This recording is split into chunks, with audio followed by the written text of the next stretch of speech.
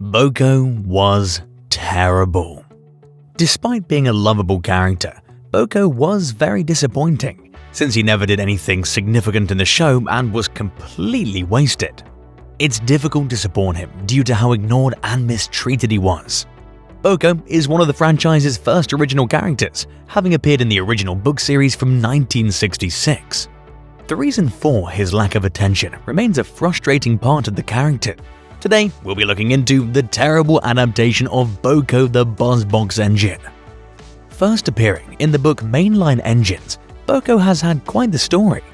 Manufactured in 1958 for British Railways, BoCo served in Barrow-in-Furness starting in 1962. Later, in 1965, he was transferred to the Brendam branch line, where Sir Topham Hatt expressed a desire to purchase him. After testing BoCo out, he was pleased with his performance and subsequently bought him. Not long after joining the railway, BoCo was pranked by the twins, who convinced him that they disappeared and then reappeared. Edward assisted in resolving the misunderstanding, and Bill and Ben developed an appreciation for BoCo. Doug had doubts about BoCo, but changed his mind when he saw how good BoCo was with Edward. James insulted BoCo, but the next day James was attacked by bees and BoCo had to take James's job. This made Gordon mad. Later, Gordon got stuck because of a signal problem and Bill and Ben teased him. BoCo helped them and Gordon felt grateful to BoCo. BoCo now showing the engines he's not as malevolent as other diesels. BoCo and Duck came to Edward's aid when he encountered problems pulling a train. BoCo aided Duck in quelling the big engines that believed that Edward needed to be preserved. BoCo then took charge of the branch line when Edward was undergoing repairs. BoCo now finally getting on Donald and Douglas's good side. BoCo is a friendly, disciplined diesel engine that's sensible, kind, and has a decent sense of humor. He puts an end to pranks from Bill and Ben, becomes friends with the other engines, and defends the vulnerable. BoCo isn't afraid to share his thoughts while being fair. Even the likes of Gordon respect BoCo for stopping Bill and Ben's mischief. BoCo shows off diesel engines' usefulness to steam engines and can handle tasks on the branch line or main line. BoCo is a significant character in the franchise for representing the good diesel. A notable theme in the franchise is where diesels, depicted as cunning and villainous, are gradually replacing steam engines who distrust and despise them. Although there are other good diesels in the franchise, BoCo stands out. Despite not being the most complex character in the books, BoCo's representation offers something exceptional. Even though other engines disparage him, BoCo continues to assist them during times of need, eventually winning their trust and approval, including those who've had unpleasant experiences with diesels like Doug, Donald, and Douglas. The addition of BoCo added a fresh element to the stories, demonstrating that not all diesel engines are malicious. This underscores the fact that wickedness is a decision made by individual diesels and is not inherent to their nature.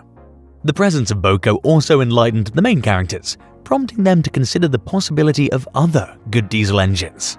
As a result, interactions with diesels became more intriguing. In due time, the engines naturally realized and acknowledged that BoCo was a trustworthy diesel. Though his acceptance and admiration were not immediate, he remained composed and patient until the other engines came around. Despite their criticisms and disparagement, he refrained from retaliating or engaging in conflict.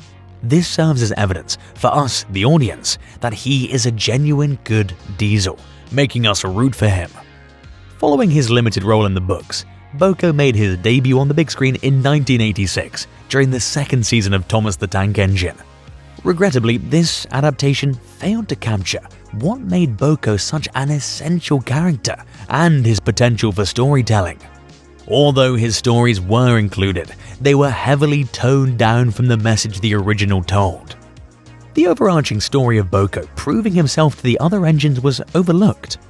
In addition, one of the original stories titled Buzz Buzz was omitted in Season 2 and was not included until Season 3, which weakened BoCo's impact in that episode compared to the books. Characters such as Doug didn't get to go through the process of accepting BoCo and are already established to be friends, their dynamic being heavily watered down from the books. BoCo's significance as a character in the Railway series was not captured by the television series, resulting in him being portrayed as a mere presence with no distinctive qualities. The creators failed to grasp the pivotal role BoCo played in the show, ultimately rendering him insignificant. Earlier in Season 2, Diesel made an appearance and exhibited cunning behavior, leading to chaos for the other engines. It marked the first time the engines encountered a Diesel, which led to an immediate aversion toward Diesels, much like in the books. Later in the season, we come across BoCo, and had the writers paid more attention to his persona and depicted him accurately, we could have witnessed several episodes dedicated to BoCo trying to prove his worth against the feeling the engines had toward Diesels that Diesel had started. Consequently, this would have lent more credibility to the storylines and helped flesh out BoCo's character, making us root for him to establish himself as a good Diesel. BoCo appeared minimally following Season 2, taking on minor roles in a few episodes but failing to be the central focus. Unfortunately, his last appearance was in Season 5 with an inadequate ending. The show's creators neglected to highlight the unique features that made BoCo stand out among other characters. Despite having a limited amount of material to work with, they failed to create any original storylines to advance his character. In contrast, the show transformed characters like Rusty and Toad, who were not prominent in the books, into popular and memorable figures. This ability to develop previously undeveloped characters demonstrates the potential to have done the same with BoCo. Had they done so, he could have been elevated to a much more significant role. BoCo's model underwent renovation during Season 8, but the writers ignored him. In the later CGI seasons, a lot of familiar old characters made a comeback in CGI. BoCo was also considered for a revival, but unfortunately it never materialized. Why BoCo didn't return after Series 5 was perhaps because he didn't play a significant role. He had no unique attributes that could contribute to storytelling, and as newer, friendly Diesel characters were introduced, BoCo gradually lost his relevance as the good Diesel.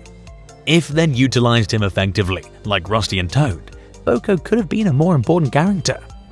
Many people have started referring to BoCo as a Diesel version of Edward after this adaptation.